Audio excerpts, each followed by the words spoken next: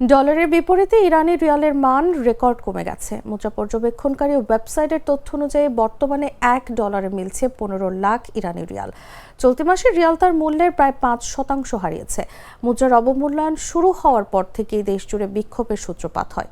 গত 28 ডিসেম্বর তেহরানের গ্র্যান্ড বাজারে প্রথম বিক্ষোভের পর তা দ্রুত সারা দেশে ছড়িয়ে পড়ে এবং ইরানের ধর্মীয় শাসন ব্যবস্থার জন্য সবচেয়ে বড় বৈধতা সংকটে পরিণত হয়।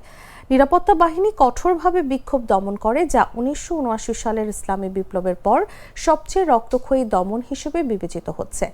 বিক্ষোভের মধ্যেই সরকার বড় ভর্তুকি সংস্কার চালু করেছে।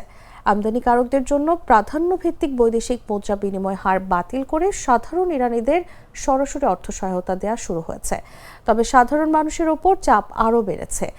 21 ডিসেম্বর থেকে 19 জানুয়ারির মধ্যে বার্ষিক মূল্যস্ফীতি বেড়ে 60% দাঁড়িয়েছে।